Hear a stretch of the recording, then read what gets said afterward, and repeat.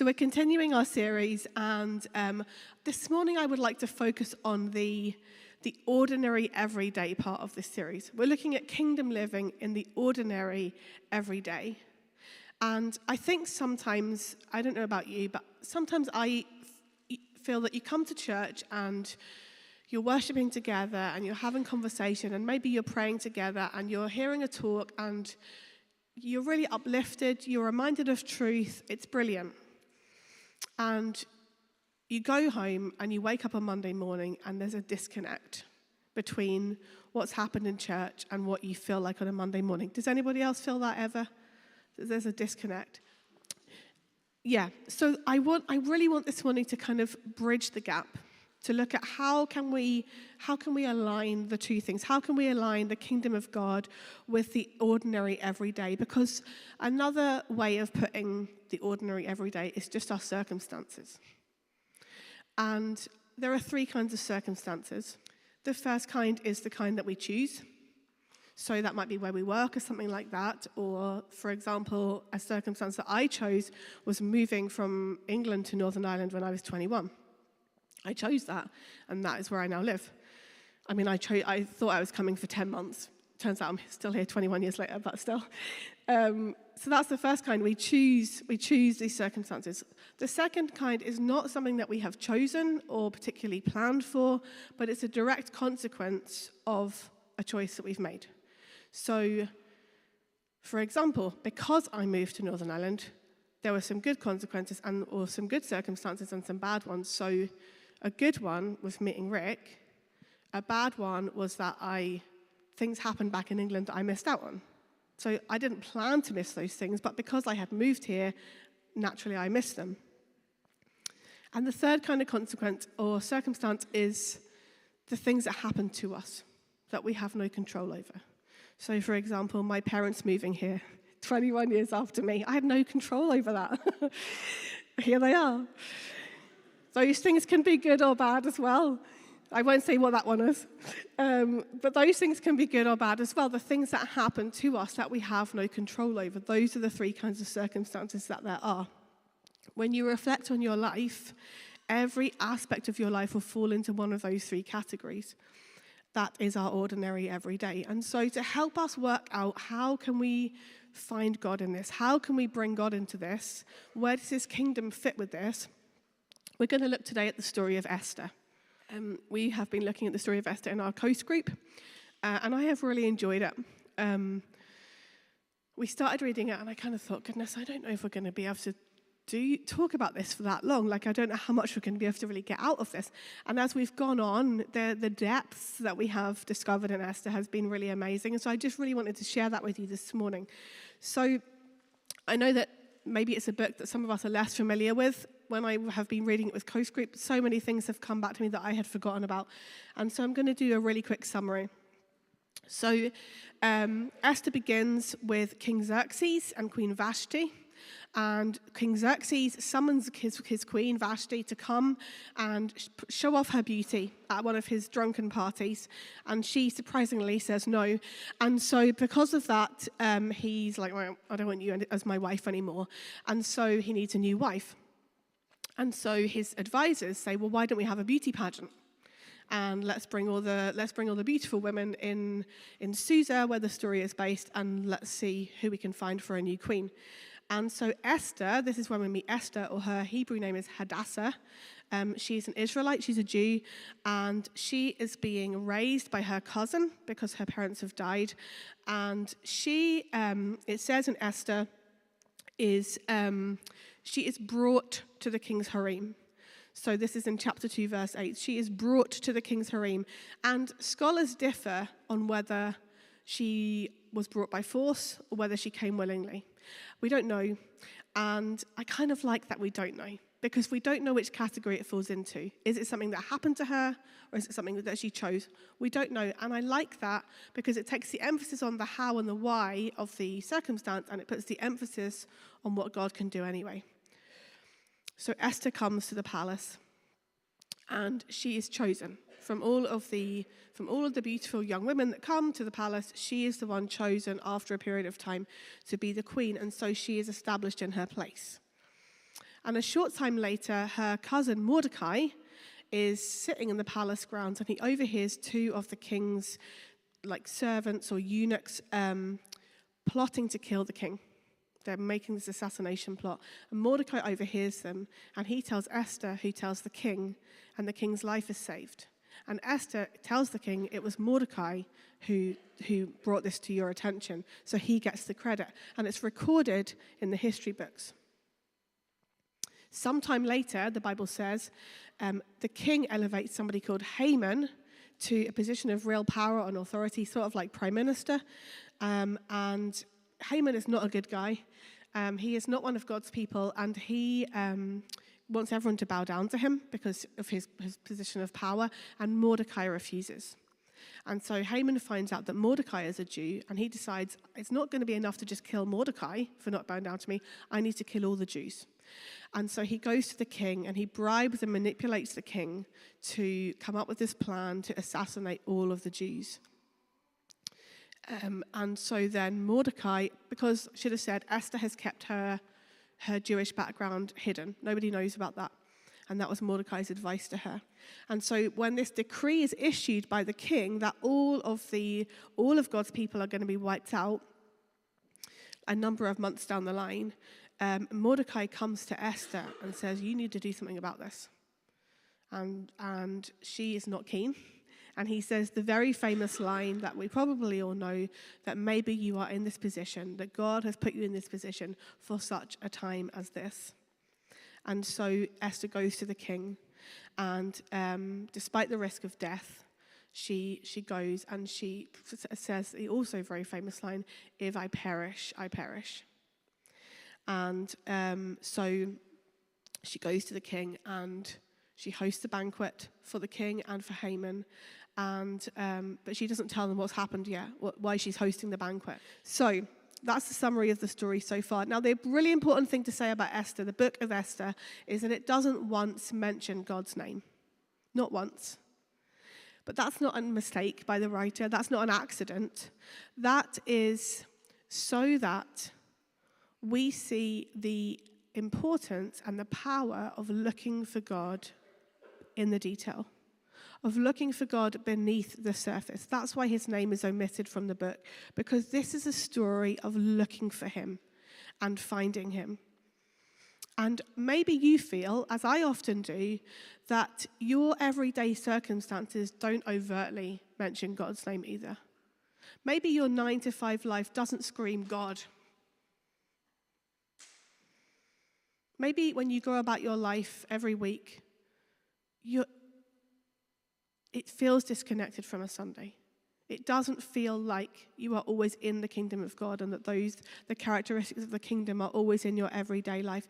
And so that's why the story of Esther is so helpful for us as we find ways to find God, as we find ways to look for him. And that's why I really want us to look at this book this morning, because Esther's circumstances reveal two things to us.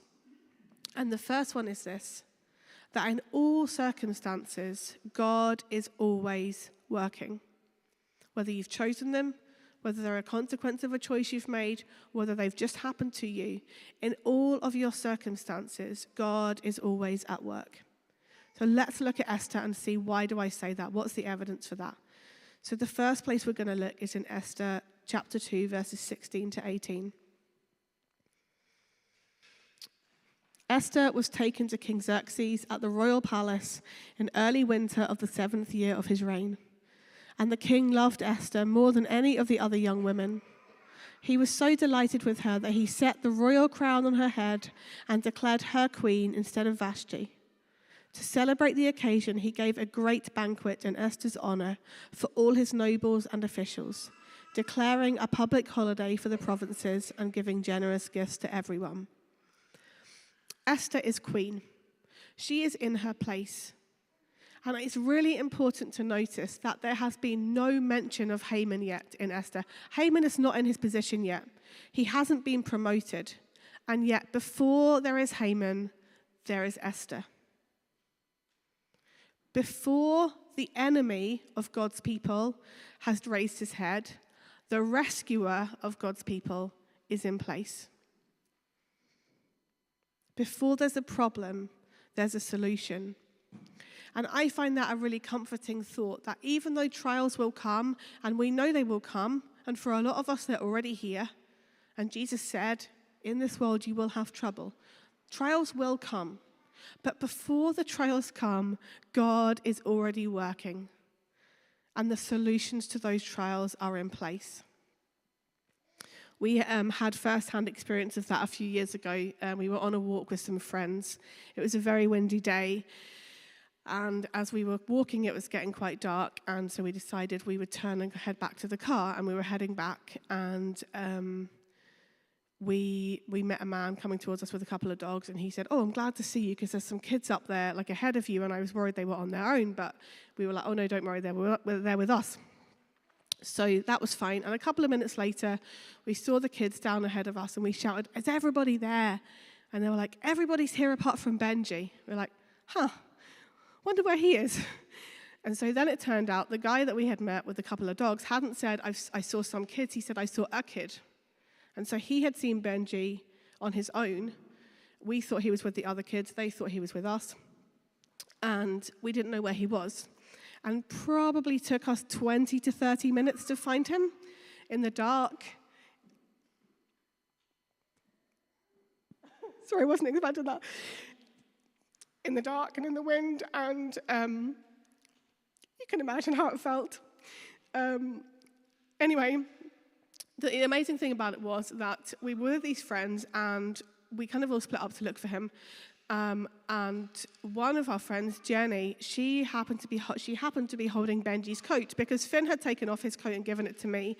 And then Benji took off his coat and went to give it to me, and Jenny said, "Oh, I'll hold it. You've already got Finn's coat." So she was holding Benji's coat, and it happened to be Jenny who was with the man with the dogs, because he started to help us look.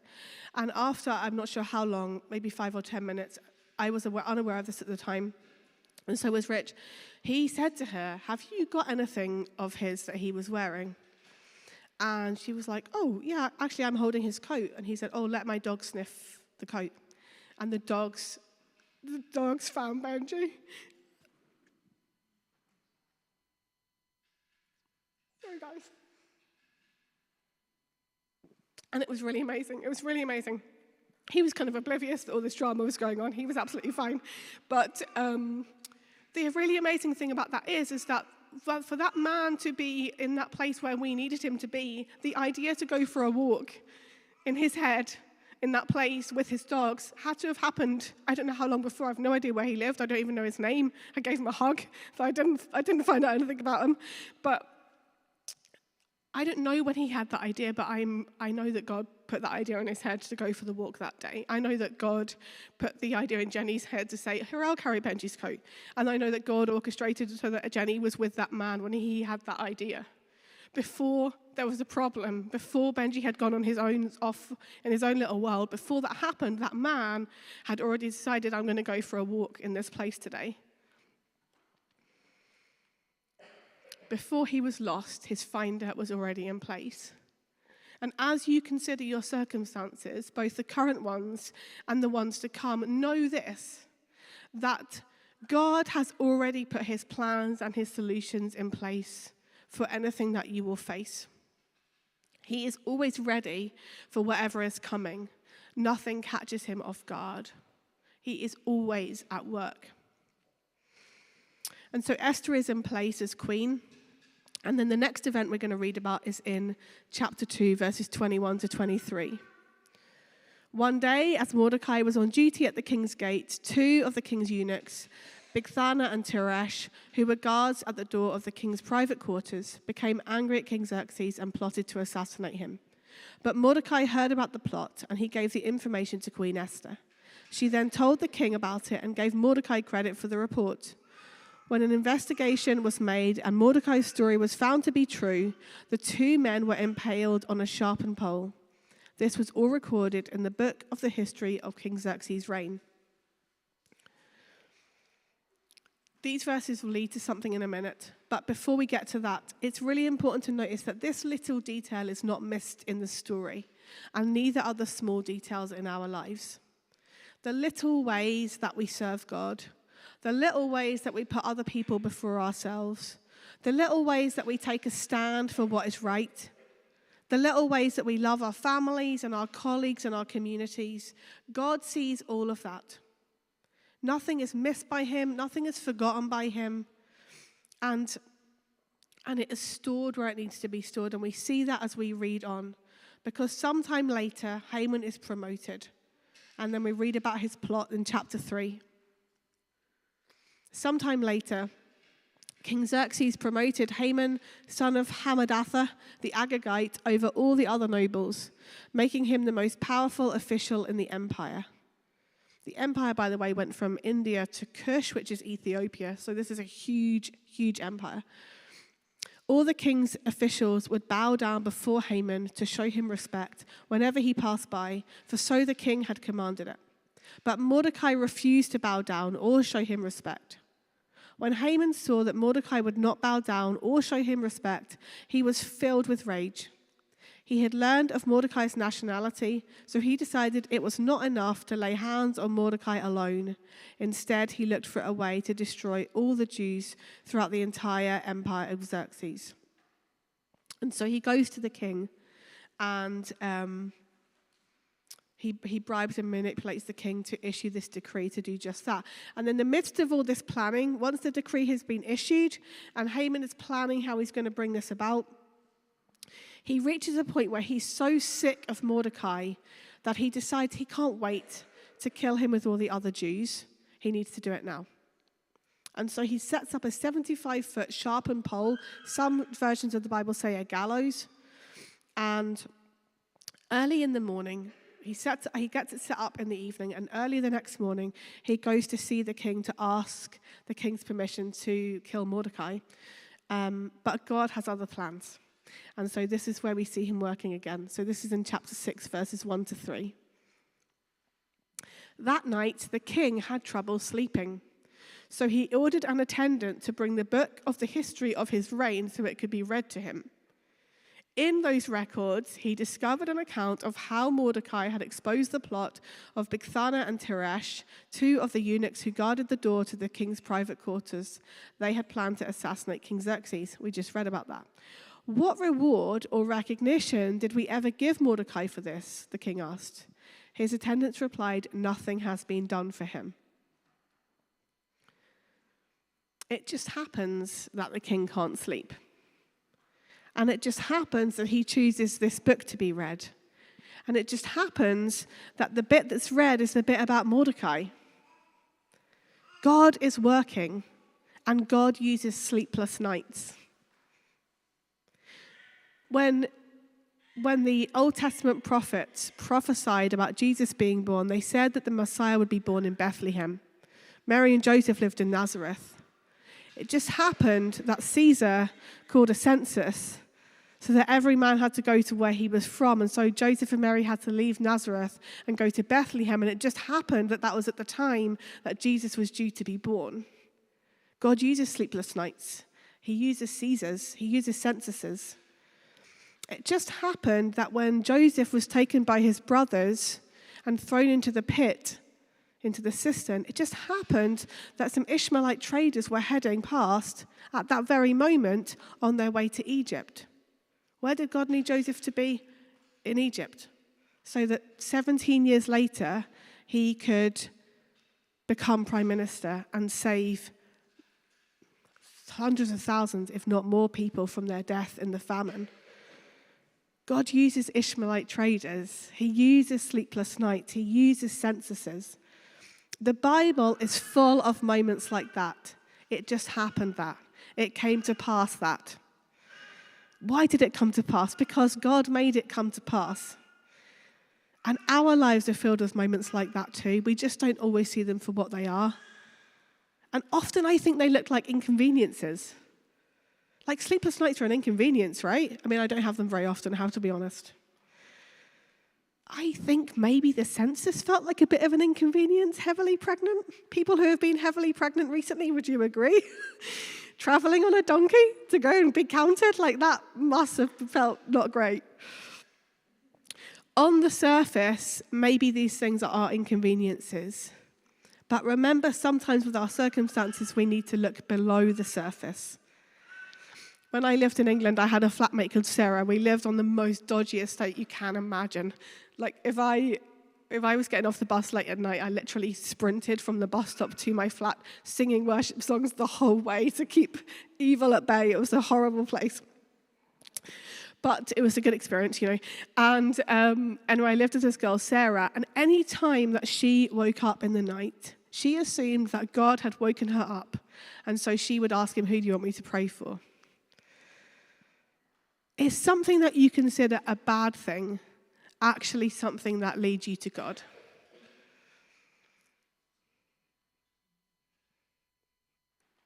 I wonder what might happen the next time plans go awry if we stop to allow the possibility that God is working behind the scenes. And maybe we might see something that we would have missed otherwise. God can use anything to bring about his purposes. Okay, let's read chapter 6, verses 3 to 12. So the king asked the guys, what recognition did we give Mordecai? Nothing. So the king says, who is that? I can hear somebody coming in. Who is that coming in through the outer court? And as it happened, Haman had just arrived to ask the king if he could kill Mordecai. So the attendant said, Haman's in the court. Bring him in, the king ordered. So Haman came in, and the king said, what should I do to honor a man who truly pleases me? Haman thought to himself, well, who could the king wish to honor more than me? So he replied, well, if the king wishes to honor someone, he should bring out one of the king's own royal robes, as well as a horse that the king himself has ridden, one with a royal emblem on its head. Let the robes and the horse be handed over to one of the king's most noble officials, and let him see that the man whom the king wishes to honor is dressed in the king's robes and led through the city square on the king's horse. Have the officials shout as they go, this is what the king does for someone he wishes to honor. Excellent, the king said to Haman. Quick, take the robes and my horse and do just as you have said for Mordecai the Jew, who sits at the gate of the palace. Leave out nothing you have suggested. So Haman took the robes and put them on Mordecai, placed him on the king's own horse, and led him through the city square, shouting, this is what the king does for someone he wishes to honor. I wish I had been there to see that. Afterward, Mordecai returned to the palace gate, but Haman hurried home, dejected and completely humiliated. I mean, don't you just wish you had been there for that? Like when the king was like, great idea, go and do all that for Mordecai. Like, can you imagine Haman's face? Like, can you imagine it? In the midst of this terrible trial, while plans for the slaughter of the Jews are in place, Mordecai is honored and his enemy is completely humiliated. The trial is not over. Victory has not yet come. It is still incredibly difficult, and in the middle of the difficulty is this moment. In God's kingdom, victories happen in the middle of trials. Psalm 23 verse 5 says, you prepare a table for me in the presence of my enemies. I heard an amazing talk on this verse a few years ago. And Dana Masters, who was speaking, she said, often we feel like we need to defer peace and joy. We need to put them off until everything is sorted, until all of our ducks are in a row. But with this picture of Mordecai and Haman, God shows us that we get to experience them now. In the midst of trials, in the midst of pain and suffering, in the midst of chaos, we get to experience the goodness and the provision and the victory of God. Regardless of your circumstances, today, those things are offered to you. And I don't say that lightly. I don't say that to belittle your trials, to make light of them. I know that there are people in this room who are going through really difficult things. And our hearts really ache for you. But as we ache for you, we also declare the truth and we remind you of the truth that God is there with you. preparing a feast for you in the presence of your enemies. He is always at work. The hardship of our circumstance never diminishes the truth of his promise that he will never leave or forsake you. There's a verse in Isaiah 45 that says, God will give you the treasures of darkness, the riches found in the secret place. Those treasures are only found there. If you're going through a dark time at the moment, there are treasures there to be found that God has for you that do not exist anywhere else. And he wants to give you those so that you will know he is the God who calls you by name. That's what Isaiah 45 verse 3 says. As we look beneath the surface of our circumstances, our ordinary everyday lives, we will find in our story, as in Esther's, that God is there, that he is working and moving and bringing about his purposes. The first thing that her story reveals is that God is always at work. The second thing that her story reveals is that he always has something for us to do as well. We get to work with him. We're not casual, passive observers of his work. We're invited to contribute, to be co-workers. There's a role for us. So let's see what we can find out about that. The decree has been issued. The fate of God's people has been sealed. And when Mordecai hears of it, he and all the Jews fall into this deep and public mourning. Mordecai walks the streets wailing in sackcloth and ashes. And Esther hears about it, and she sends her attendants to find out what is wrong, because she hasn't heard about it. So let's read chapter 4, verses 7 to 12. Esther's attendant goes to Mordecai, and Mordecai tells him the whole story, including the exact amount of money that Haman had promised to pay into the royal treasury for the destruction of the Jews. He was bribing King Xerxes. Mordecai gave Hathach a copy of the decree issued in Susa that called for the death of all Jews. He asked Hathach to show it to Esther and explain the situation to her. He also asked Hathach to direct her to go to the king to beg for mercy and plead for her people. So Hathach returned to Esther with Mordecai's message. Then Esther told Hathach to go back and relay this message to Mordecai. All the king's officials and even the people in the provinces know that anyone who appears before the king in his inner court without being invited in is doomed to die unless the king holds out his gold scepter. And the king has not called for me to come to him for 30 days. So Hathach gave Esther's message to Mordecai. We can begin to see now the role that God has for Mordecai and Esther in bringing about his purposes. And Esther's response to this call is, nope. This is not what I signed up for. This is too dangerous. This is not my place. I haven't been called to the king for 30 days. I can't go to him. There's a risk I'm going to be put to death. These are not the circumstances that I want to have a role in. What circumstances do you say that about? What circumstances do you say, nope, these are not the circumstances that I want to have a role in? I read this line in my study Bible this week.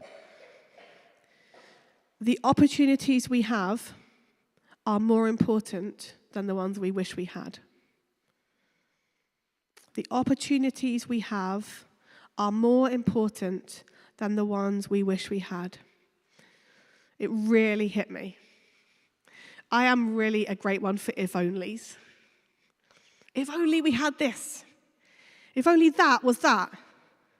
If only this was different. I say it about church all the time. If only we had our own building. I say it all the time. We were at a Rick's sister's church quiz last night, and it is really hard not to have building envy.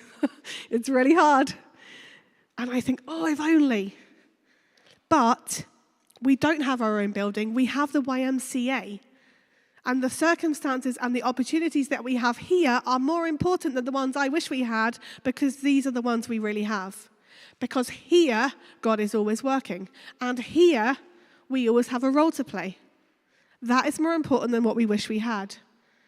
The circumstances and the opportunities that you have in your life at this very moment are more important than the ones you wish you had. Esther couldn't see that, so Mordecai steps up.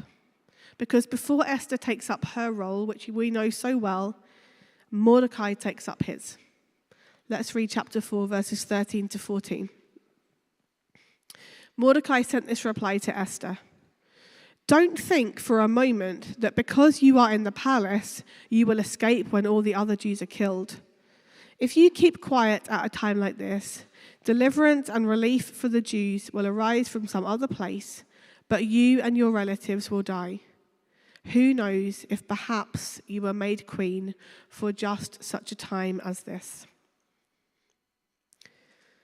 Throughout the story, we have seen that Mordecai doesn't bow down to what he knows he shouldn't bow down to. He refused to bow down to Haman.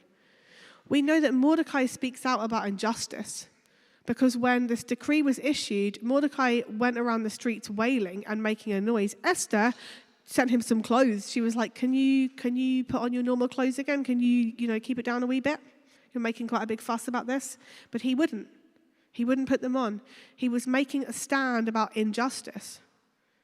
And he encourages others. He encourages Esther to step out and take up her role. What opportunities do you have in your current circumstances to be like Mordecai? Is there something or someone that you need to stop bowing to? Is there an injustice that you need to make a fuss about? Are there people around you who need your encouragement to step out and take up their place?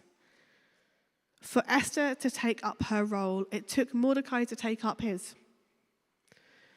He could see what she had been called to before she could.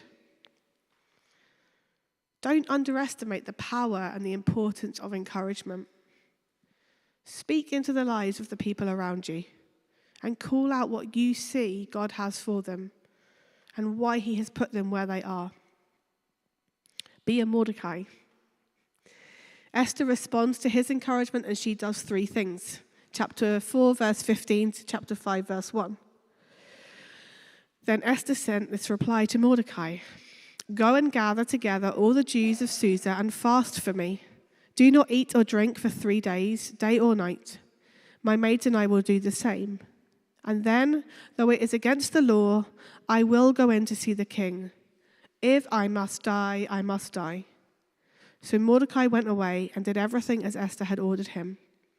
On the 3rd day of the fast, Esther put on her royal robes, and she entered the inner court of the palace just across from the king's hall. The king was sitting on his royal throne, facing the entrance. Esther does 3 things. She calls the people of God to seek God in prayer and fasting, to battle for his kingdom. She dies to herself. She says, if I must die, I must die. And she puts on her new identity, that of queen. She puts on her royal robes before she steps out to do what she has been called to do. What opportunities do you have in your current circumstances to be like Esther? Who can you ask to pray for you as you prepare to step out and take up your role?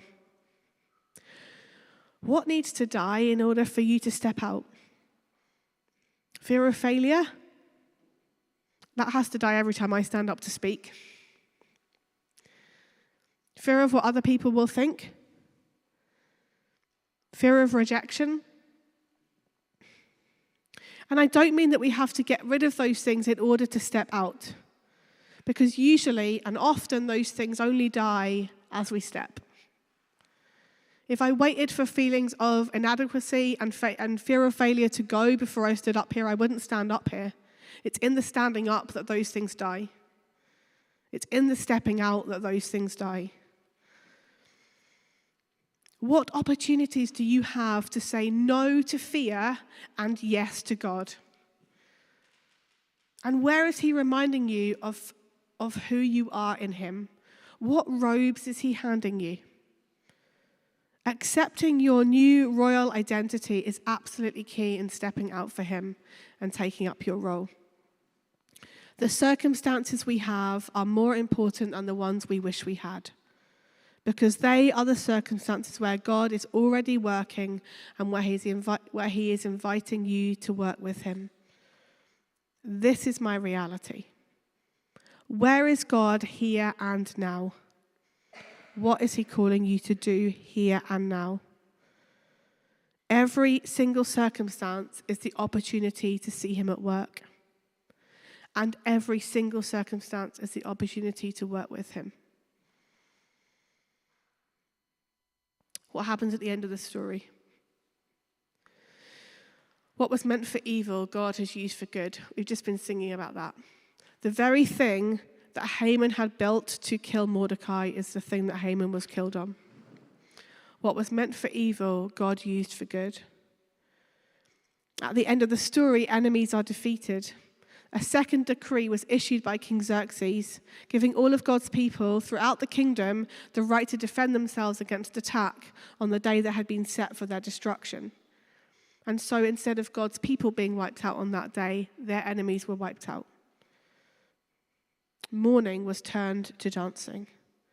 And that will be the end of our story too. That will be the end of our story too.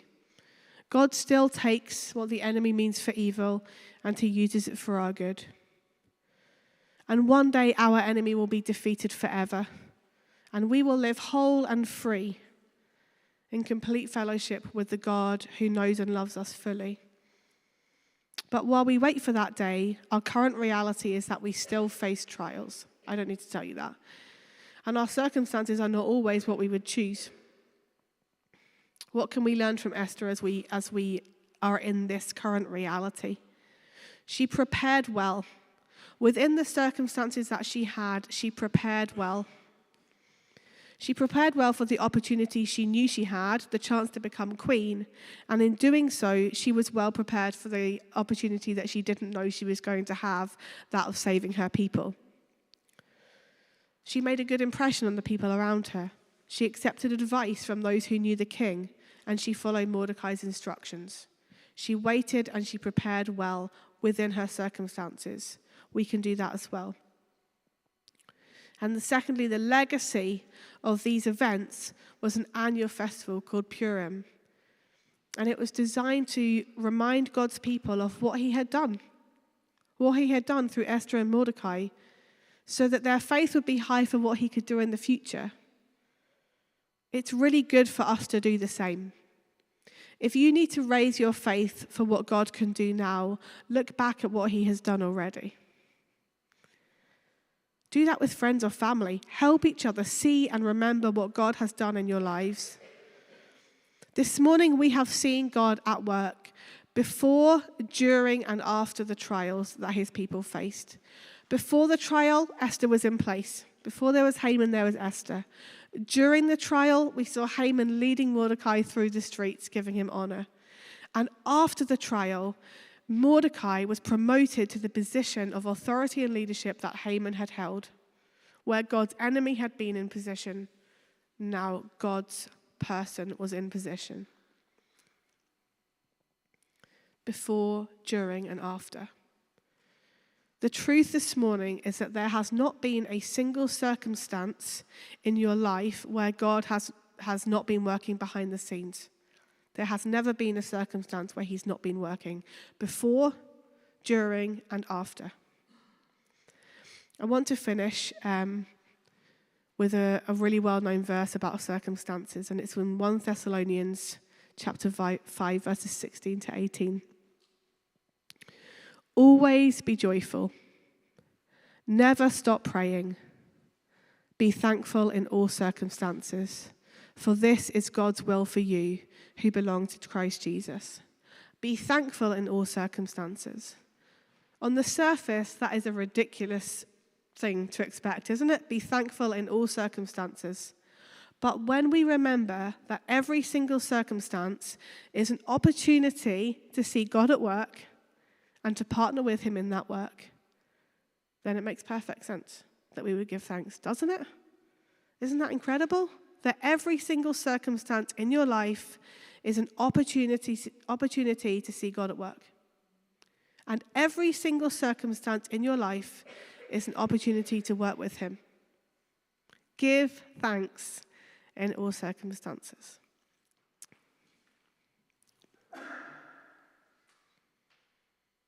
God, thank you that there is never a circumstance where you are not working and where you are not inviting us to work with you. That is the truth this morning. And Jesus, I just pray for especially those of us who are in really, really difficult circumstances at the moment.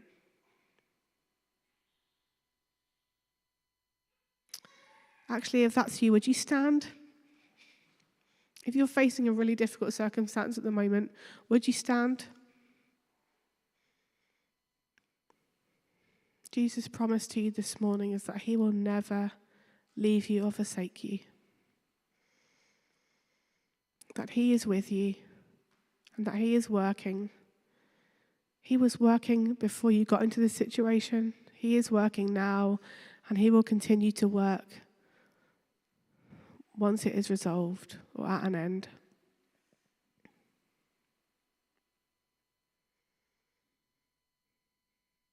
Holy Spirit, would you come and pour yourself over everybody, but especially those who are standing? Would you pour out your strength and your peace and your joy that do not have to be deferred until everything is perfect? They are available now. Thank you that you are with us. Thank you that every circumstance is an opportunity to see you at work. Would we see that this week, God? Would we see signs of you at work? Would you help us to go beneath the surface and seek you and find you? We are so grateful that you are with us at all times and in every situation. Give us boldness, God, as we receive your invitation to work with you. Give us boldness to step out and take up our role. And may you be glorified in everything. Amen.